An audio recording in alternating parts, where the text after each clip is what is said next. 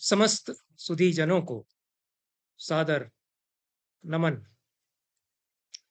मैंने पिछले 2 दिनों से महाभारत में महर्षि व्यास का चरित्र इस विषय को लेकर के चर्चा का उपक्रम किया है। पहले वक्तव्य में मैंने बताया कि महाभारत की दृष्टि में व्यास क्या है और महाभारतकार की दृष्टि में स्वयं महाभारत क्या है। और क्षेमेंद्र का जो व्यासाष्टकम है, बहुत सुंदर 8 श्लोकों का प्रशस्ति काव्य व्यास को लेकर के, उसका भी मैंने सानुवाद पाठ किया। तथा भारत मंजरी जो क्षेमेंद्र का काव्य है, संपूर्ण महाभारत का अत्यंत ही ललित काव्यात्मक सुंदर संक्षेप, उसकी भी चर्चा मैंने की। महाभारत की अपार महिमा है। स्वयं महाभारत के प्रणेता, जिनमें कि व्यास और उनके शिष्य हैं, उनके शिष्यों की परंपरा है, वह इसकी महात्म्य को स्वीकार करती है। दूसरे वक्तव्य में मैंने व्यास के जन्म की चर्चा की। जन्म से लेकर के संपूर्ण महाभारत में व्यास किस प्रकार से कहीं पृष्ठभूमि में कहीं सामने आकर के अपनी एक ऐसी भूमिका का निर्वाह करते हैं जिसके आधार पर हम यह कह सकते हैं कि महाभारत में जो कई प्रधान नायक हैं, प्रधान पात्र हैं, उनमें से एक वे हैं। व्यास का जन्म किस प्रकार से हुआ, इसकी चर्चा मैंने की।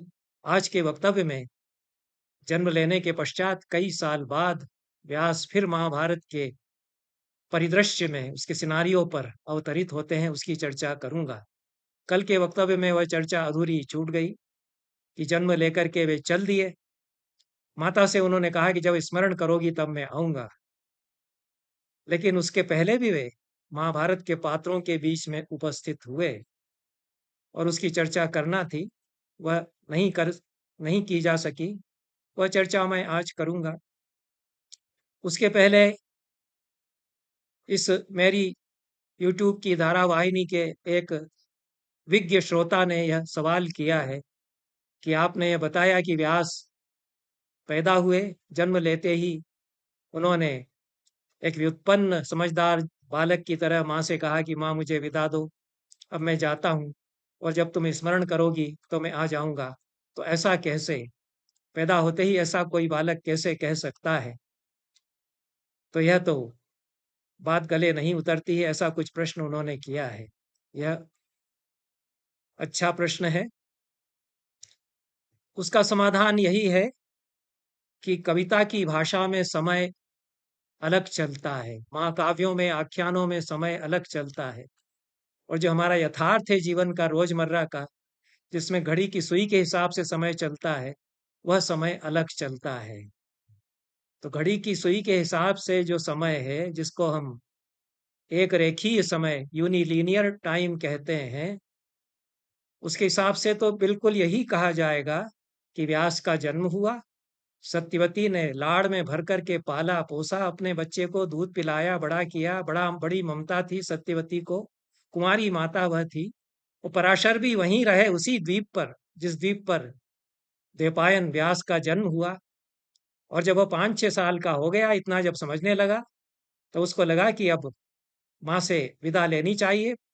पराशर ऋषि ने भी कहा कि बेटा साथ चलो। तैयार हो गए बालक जो व्यास थे, तब उन्होंने माँ से विदा मांगी। यही यथार्थ है और यही हुआ भी होगा। पर आख्यान की भाषा में, कविता की भाषा में हम कहते हैं, हम तो रोजमर्रा की भाषा में भी कहते हैं कि पलक झपकते ही समय बीत गया। पलक झपकते ही 5 साल कैसे सत्यवती के बीत गए, ऐसा भी हम कह सकते हैं। और जो कोई कविता की भाषा में, प्रतीकात्मक भाषा में कहेगा, वह यह भी कहेगा कि सत्यवती की पलक ही नहीं झपकी थी कि उसने देखा कि 5 साल का बालक उसके सामने खड़ा हुआ है और कह रहा है कि माँ मुझे विदा दो। ऐसा क्यों कहा जा रहा है? ऐसा इसलिए कहा जा रहा है, अतिशयोक्ति की यह भाषा है। कदाचित जहां तक मैं समझता हूँ, और यही एक व्याख्या हो सकती है, कि ऐसा इसलिए कहा जा रहा है कि यह जो अलौकिकता है पूरे आख्यान की, अलौकिक पात्र हैं पराशर और व्यास, वह भी बची रहे। दूसरे, यह बताया जा सके कि कैसे समय बीत गया सत्यवती और पराशर का। पराशर ने, ऋषि ने सत्यवती को चाहा, उसके साथ समागम किया, संतान उत्पन्न हुई, तो एकदम से छोड़ करके वे नहीं चल दिए, ये तो कथा ही बताती है, क्योंकि साथ लेकर के जा रहे हैं और व्यास 5 साल के हैं। तो यथार्थ में तो यही है कि उसी द्वीप पर पराशर रहे, उन्होंने ध्यान रखा, सत्यवती की रक्षा की, उसको वरदान भी दिया कि तुम्हारा कौमार्य अक्षत रहेगा, जो कि रहा। अमोघ वरदान उन्होंने उसको दिए कि मत्स्य गंधा से वह योजन गंधा हो जाएगी, सुगंध उसकी फैलेगी सब और उसकी काया की, यह भी उसके लिए उन्होंने किया। और उनकी इच्छा थी कि मेरी कोई ऐसी संतान उत्पन्न हो, उसके लिए ऐसी माता चाहिए, ऐसा क्षेत्र चाहिए। वह उन्हें सत्यवती में दिखाई दिया है। सत्यवती महाभारत की अत्यंत ही विलक्षण नारी है। उपेक्षित जरूर रह गई हैं, पृष्ठभूमि में छोड़ दी जाती हैं, पर जब महाभारत पढ़ते हैं तो जितने महाभारत की मनीषिनी नारियां हैं, उनमें से सत्यवती को तो सबसे पहले नाम लेना ही चाहिए। क्या लड़की वह रही होगी, घबराई नहीं। पराशर ने जब उससे कहा कि मेरा तो मन तुम पर आ गया है, और जानती थी कि बहुत बड़े ऋषि हैं, यह भी जानती थी कि शाप दे सकते हैं, और यह भी डर रही थी कि पिताजी क्या कहेंगे। दासराज, दास जिन्होंने पाला है, मछुआरे जो थे, साफ साफ उसने कहा कि ठीक है, आप कह रहे हैं, मेरा भी मन है, मैं समागम करूंगी आपके साथ में, लेकिन बाद में क्या होगा इसको सोच लीजिए। और निर्भीक रही, प्रेम से मिलन हुआ दोनों का। पराशर ने सत्यवती को चाहा, सत्यवती ने पूरी तरह समर्पित किया अपने लिए। इस तरह के समागम से जो संतान होती है, क्षेत्र उत्तम ढूंढ करके पराशर ने उसको चाहा सत्यवती को, और उसमें बीज वपन किया और व्यास जैसी संतान को उत्पन्न किया। इस तरह की संतान तो फिर महाभारत में केवल व्यास ने ही स्वयं उत्पन्न की। वह दासी के क्षेत्र से विदुर को उन्होंने जन्म दिया। ये दो बड़ी घटनाएं महाभारत की हैं कि पराशर व्यास को उत्पन्न करते हैं सत्यवती जैसी वीर मनीषिणी माता के गर्भ से। और दोनों 5 एक साल रहे होंगे उस द्वीप पर, लेकिन कविता की भाषा में यह कहा जाता है, या विज्ञान की भाषा में भी सही है ऐसा कहना, विज्ञान की दृष्टि से भी सही है। जो स्टीफन हॉकिंग है, महान वैज्ञानिक, महान भौतिक शास्त्री, समय का इतिहास उनकी किताब है, हिस्ट्री ऑफ टाइम, मैंने तो अंग्रेजी में ही पढ़ी थी। अद्भुत वैज्ञानिक वो हमारे समय के हुए, ऋषि तुल्य हैं स्टीफन हॉकिंग जो है। उन्होंने बताया कि कई तरह का समय होता है, और एक समय तीर की तरह सीधे जाता है, एक समय घुमावदार हो सकता है, कई तरह का समय हो सकता है। और भी कहा जाए तो साइकोलॉजिकल टाइम होता है। आइंस्टीन के सापेक्षता सिद्धांत को समझाने के लिए उदाहरण दिए जाते हैं कि आपको किसी अत्यंत ही सुंदरी, मनोहर, बात करने वाली, अच्छी लगने वाली, मीठा मीठा बोलने वाली सुंदरी के साथ बिठा दिया जाए पार्क में, छाया में, वसंत ऋतु में, और आप उसके साथ बातें कर रहे हो, मन बहल रहा हो, तो 1 घंटा कैसे बीत गया पता ही नहीं चलेगा, एक ही मिनट बीता है ऐसा लगेगा। उसी पार्क में दोपहर के समय में तपती हुई लू के बीच में पत्थर की बेंच पर, जो कि गरम गरम है, उस पर आपको बिठा दिया जाए, सजा दी जाए कि इस पर तुम 1 घंटे के पहले नहीं उठ सकोगे, तो 1 घंटा आपको असह्य लगेगा। उसका तो एक एक मिनट आपको एक एक घंटे के बराबर लगेगा। ये जो साइकोलॉजिकल या मनोवैज्ञानिक समय होता है, उसमें 5 साल सत्यवती और पराशर के पलक झपकते बीत गए, मिनटों मिनटों की तरह बीत गए। इसलिए कहा है कि सत्यवती ने पता ही नहीं चला कैसे समय बीत गया वहां, क्योंकि उस सुरक्षित द्वीप पर थे दोनों, कोई देख नहीं सकता था, दोनों आसानंद रह रहे थे। यही व्याख्या मैं इसकी करता हूं। इससे समाधान यदि आपका होता है तो अच्छा है, नहीं होता है तो क्या किया जा सकता है, क्योंकि आख्यान है, इनमें लौकिकता और अलौकिकता दोनों स्तर हैं। इनमें प्रतीकात्मक, रूपकात्मक, कविता की, अतिशयोक्ति की भाषा है, और ये बड़े काव्यों की भाषा है, महाकाव्यों की भाषा है। इसको यथार्थ के चश्मे से यदि देखेंगे तो हम इस तरह से भी समझ सकते हैं। इतना ही कह करके आज की जो चर्चा है उसमें व्यास का जन्म तो हुआ, और वे कहकर चले गए सत्यवती से कि हे माँ, जब तुम स्मरण करोगी मैं आ जाऊंगा, अभी तो मुझे विदा दो। और पराशर उनको साथ ले गए। अब पराशर उनको साथ ले गए ये कहा गया है, और यह भी नहीं कहा गया कि छोड़ करके चल दिए पैदा होते ही, जैसे कि मेनका ने जन्म दिया शकुंतला को, तो पर विश्वामित्र भी छोड़कर चले गए उसको, और मेनका भी छोड़कर चली गई। कैसे निर्दय माता-पिता थे। जंगल में उसको असुरक्षित छोड़ कर के दोनों चल दिए। ये पूरी कथा एकदम भिन्न है। उसमें तो तपोभंग करने के लिए मेनका विश्वामित्र के सामने आती है। उसका प्रयोजन पूरा हो गया, तपोभंग हो गया, संतान हो गई। अब संतान के प्रति मेनका उसको रखना नहीं चाहती है, विश्वामित्र रखना नहीं चाहते हैं, दोनों उसको छोड़ कर के चले जाते हैं। पर यहाँ तो दोनों ने चाहा कि हम संतान उत्पन्न करेंगे और उसको रखेंगे, उसको पाला-पोसा दोनों ने। कि पूरी तरह से भिन्न प्रकरण है। इसमें कहीं भी महाभारत ने ये नहीं कहा कि पराशर तुरंत छोड़ कर के चल दिए। वो तब तक वहाँ हैं जब तक कि व्यास स्वयं नहीं कह देता है बालक कि माँ मुझे विदा दो। जब तुम स्मरण करोगी तो मैं आ जाऊँगा। ऐसा विलक्षण विचक्षण बालक पराशर ने उसको उत्पन्न किया। वह सब समझते थे महामति व्यास कि अब मुझे चल देना चाहिए। और पराशर उनको ले गए, उनको पढ़ाया लिखाया, वेद वेदांग सबका उनको अभ्यास कराया। तो यह सब विस्तार से महाभारत नहीं बताता, क्योंकि यह तो कथा वैशंपायन बता रहे हैं जन्मेजय को। और जन्मेजय की रुचि अपने कुरुवंश के पुरखों का इतिहास सुनने में है। व्यास के जन्म के बाद कैसे उनको पाला पोसा इसको सुनने में है नहीं। और उनको पराशर कब ले गए, क्या क्या उन्होंने उसको कैसे पाला पोसा है, सब बताने में सुनने में न वैशंपायन की रुचि थी और न जन्मेजय की। इसलिए ये लोग इसकी चर्चा नहीं करते, लेकिन ये तो हुआ ही होगा। और सत्यवती एक अद्भुत नारी है, इसीलिए पराशर स्वयं कहते हैं कि तुम साधारण कन्या नहीं हो। और पराशर भी एक बड़े मनीषी ऋषि हैं। उन्होंने व्यास जैसी संतान को जन्म दिया है, लेकिन सत्यवती जैसी माता ही उसको जन्म दे सकती थी। कुमारी माता उसको जन्म दे सकती थी। ऐसा साहस चूंकि उसमें था। अब जब वो कह गए थे कि मैं आऊंगा, तो वे आए। जब सत्यवती ने याद किया तब तो आए, लेकिन उसके पहले भी उनको लगा एक बार कि मुझे जाना चाहिए। अपने शिष्य को मैंने भेज दिया है जन्मेजय के पास। वहां तो जन्मेजय, जो कि जिस वंश को मैंने जन्म दिया है उसी में हुआ है। व्यास ने जन्म दिया धृतराष्ट्र, पांडु और विदुर को। और पांडु की संतानों में फिर अभिमन्यु से परीक्षित और जन्मेजय, पांडु की संतानों में ये हुए। तो ये जो चौथी पीढ़ी है यह आ गई। और व्यास, यह तो बहुत बाद की घटना है।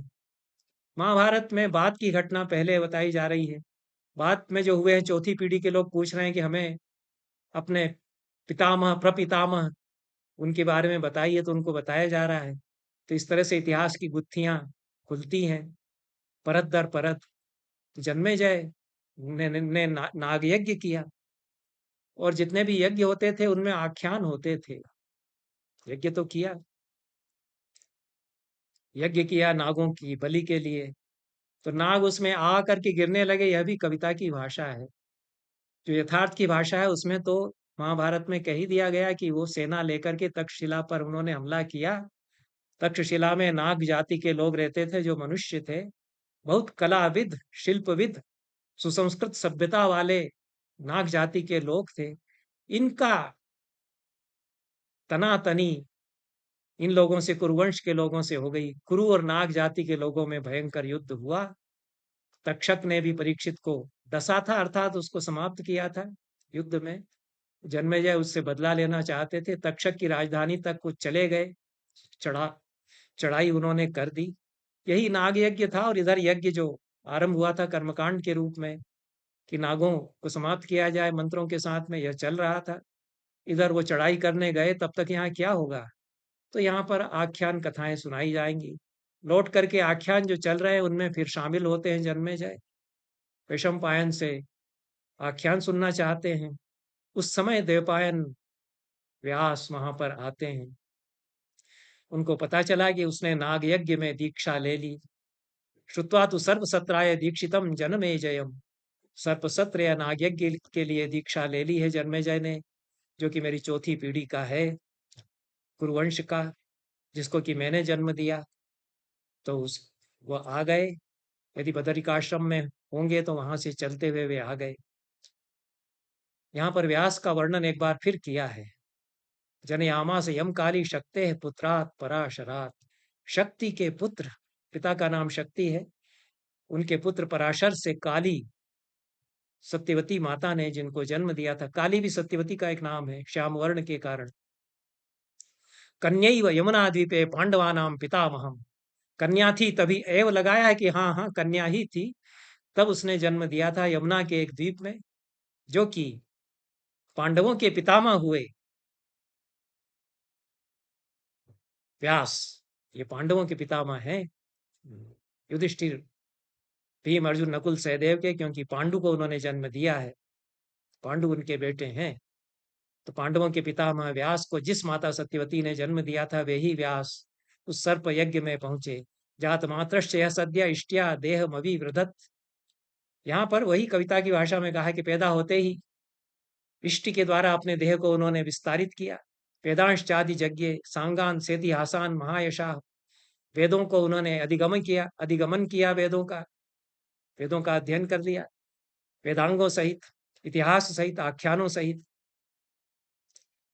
यमनाति तपसा कश्चिन्न वेदाध्ययनेन च न व्रतैर्नोपवासैश्च न प्रसूत्या न मन्युना, जिनकी की कोई तुलना नहीं कर सकता तपस्या के द्वारा, वेदाध्ययन के द्वारा, व्रतों के द्वारा, उपवासों के द्वारा, न प्रसूति जन्म के द्वारा, उनका जन्म भी अनुपम है ऐसा कहते हैं, और मन्यु के द्वारा, रोष अमर्ष के द्वारा भी, जिनकी कहीं कोई तुलना और कोई पुरुष नहीं कर सकता, ऐसे व्यास वहां पर आ पहुंचे। विव्यास एकम चतुर्धा यो वेदम वेद विधाम्बर, ऐसे व्यास जिन्होंने की चतुर्धा विभाजन किया है वेद का,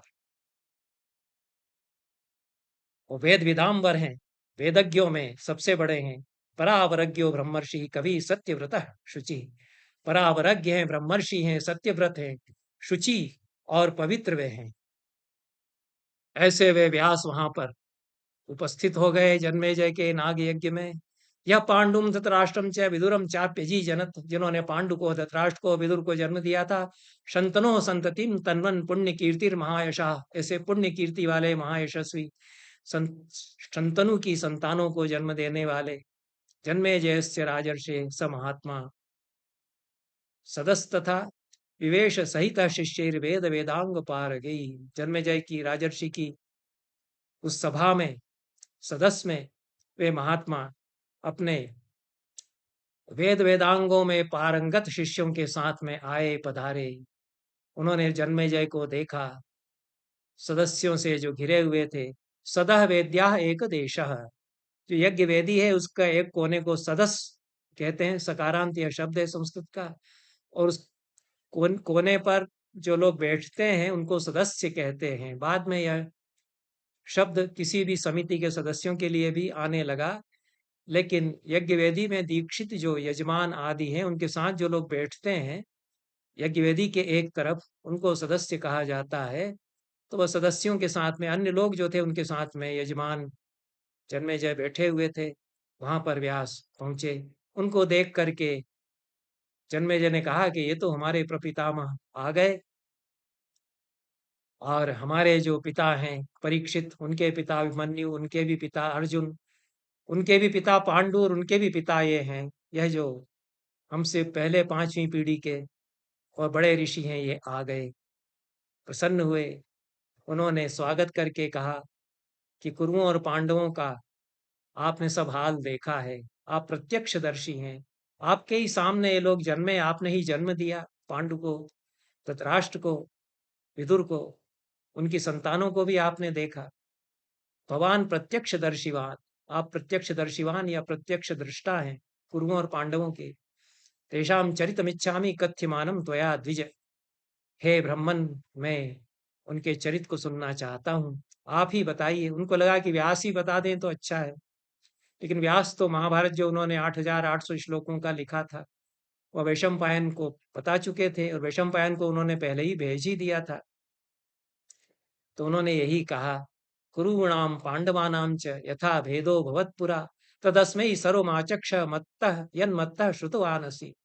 वैशंपायन को उन्होंने आज्ञा दी, शशाश शिष्यमासीनम वैशंपायन मंतिके, अपने पास में बैठे हुए वैशंपायन अपने शिष्य को उन्होंने आज्ञा दी कि कुरुओं और पांडवों का जो कलह जिस तरह से हुआ, जो युद्ध हुआ, इस जन्मेजय को तुम उसका सारा इतिहास बता दो जो तुमने मुझसे सीखा है, सुना है।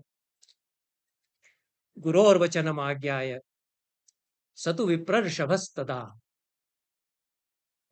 आचचक्षे ततः सर्वम इतिहासम पुरातनम। गुरु के वचन को मान करके, उनकी आज्ञा को मान करके विप्रर्षभ श्रेष्ठ ज्ञानी, वैशंपायन ब्राह्मण थे, वो परम ज्ञानी थे, वो वेद वेदांग पारंगत थे, और महाभारत के भी वे प्रणेता में एक प्रणेता हैं, क्योंकि उन्होंने यह महाभारत जन्मेजय को सुनाया। सुनाते हुए जो कुछ जन्मेजय ने प्रश्न किए उनके उत्तर भी वे देते गए, तो महाभारत का विस्तार हुआ। 8,800 श्लोकों से 24,000 श्लोक उसमें हो गए।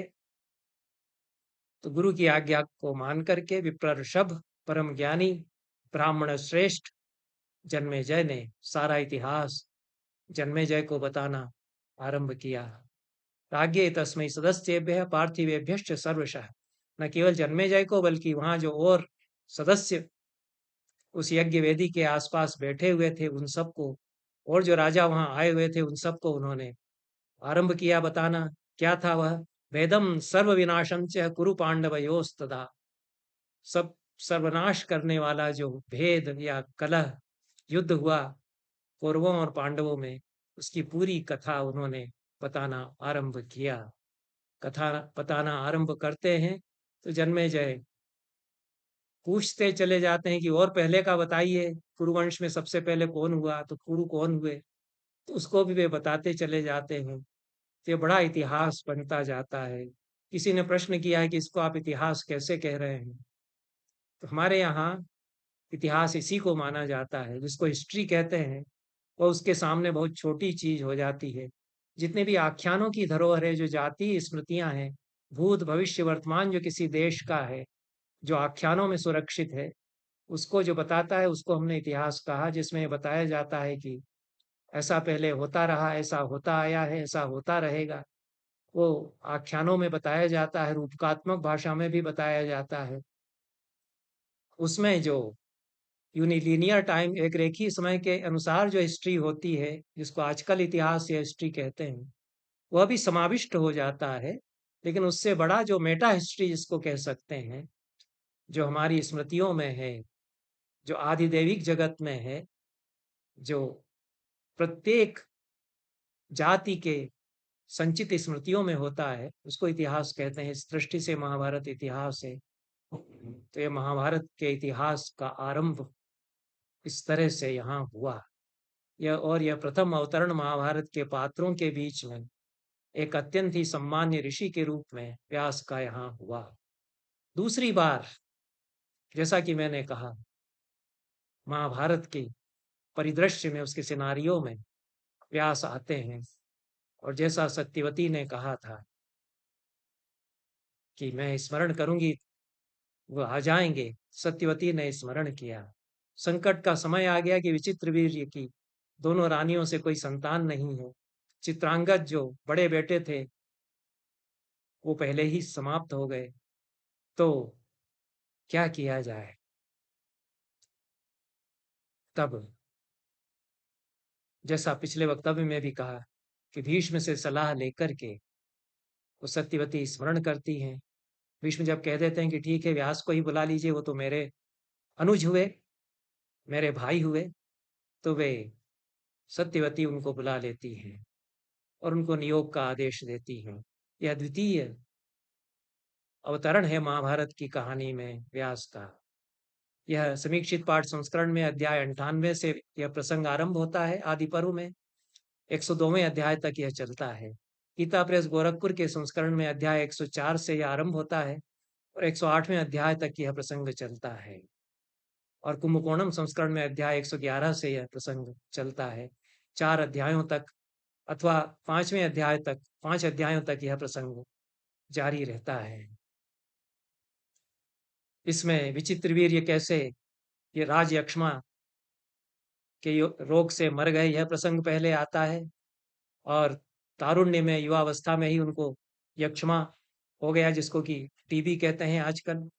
और अधिक विहार करने के कारण नारियों के साथ में, बहुत सुंदर थे, स्त्रियां उन पर बहुत लोलुप थी, स्त्रियों के चित्त को मथ देते थे, ऐसा कहा गया है। उनके साथ में रमण करते रहे। चिकित्सकों ने बहुत इलाज उनका किया, लेकिन ठीक नहीं हो पाया।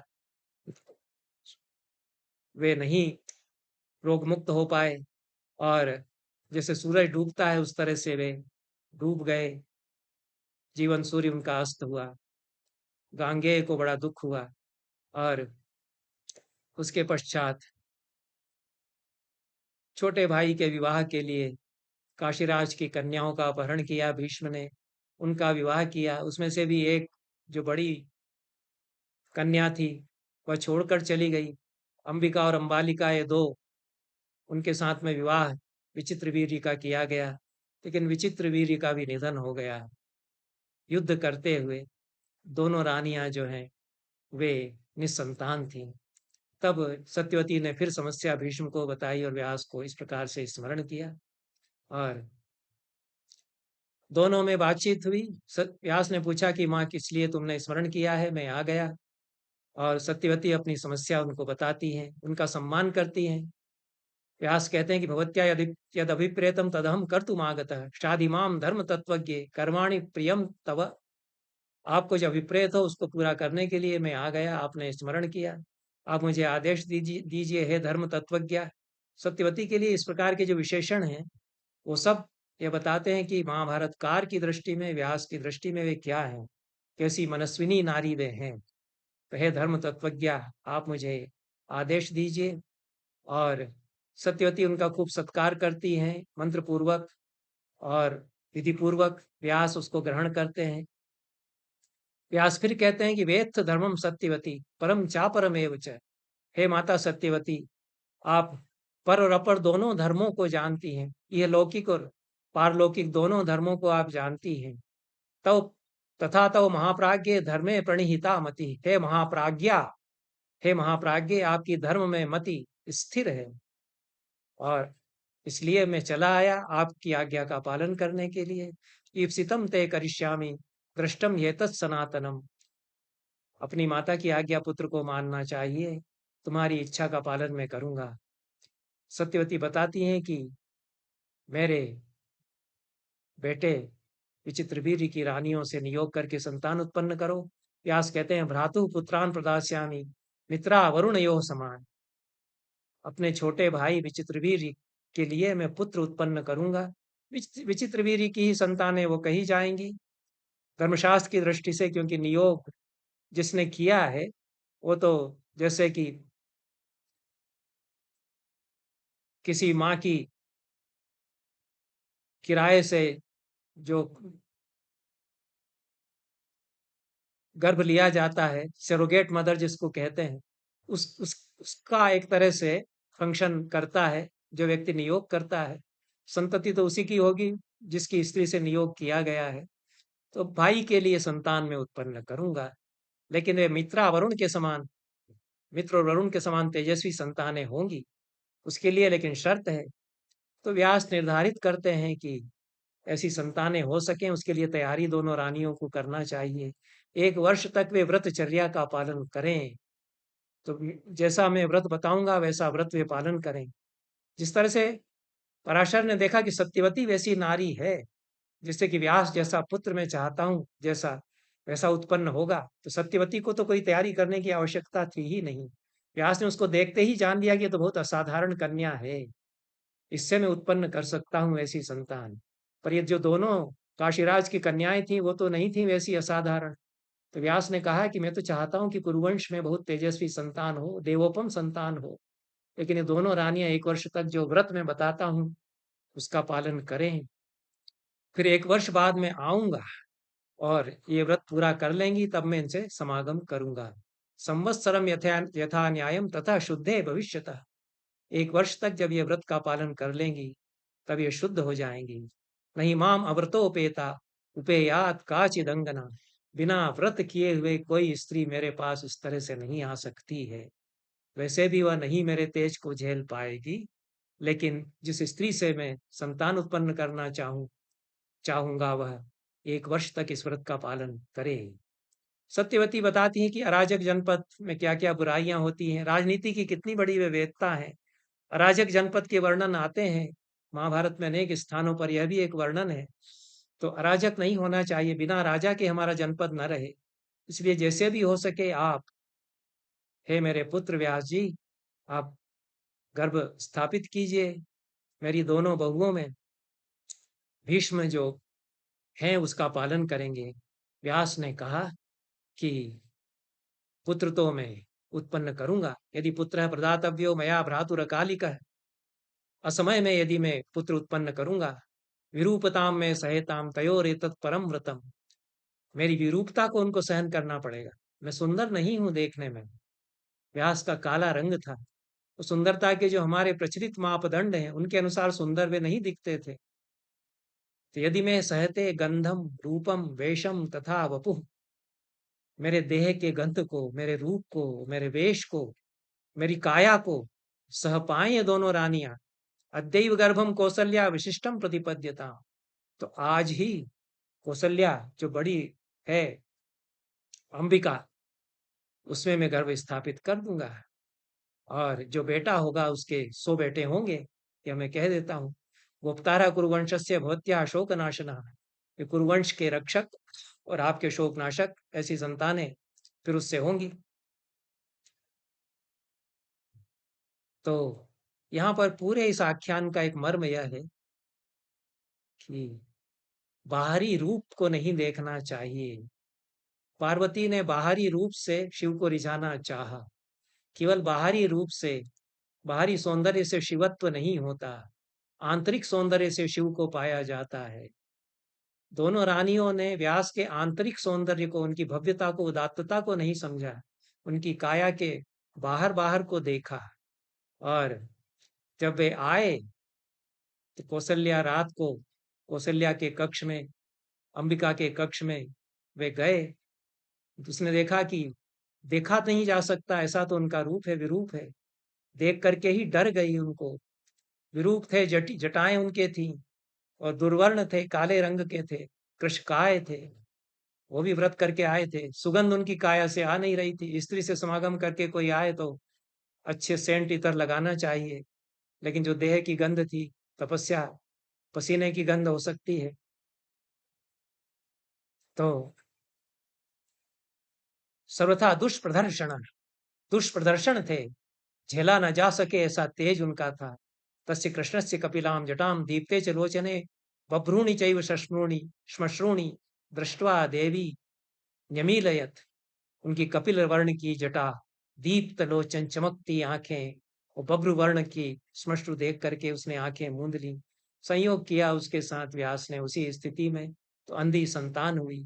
दूसरी रानी भी उनको, अंबालिका जो थी, वह डर से पीली पड़ गई, तो पांडु संतान हुई। यह प्रसंग मैं पहले भी बता चुका हूँ। और तीसरी बार फिर सत्यवती ने जब अंधी संतान हुई तो फिर बुलाया, फिर कहा कि एक बार और करो अंबिका के साथ में, इस बार वह नहीं डरेगी और मिलेगी अच्छी तरह से, अच्छी संतान हो जाए। अंबिका तो इतनी घबरा गई थी कि उसने दासी को भेज दिया। दासी खुले मन से व्यास से मिली, अद्भुत वह समागम हुआ। विदुर के संबंध में जब मैं चर्चा मैंने आरंभ की थी, तो इस प्रसंग का मैं वर्णन कर चुका हूँ। यह दूसरा अवतरण व्यास का हुआ।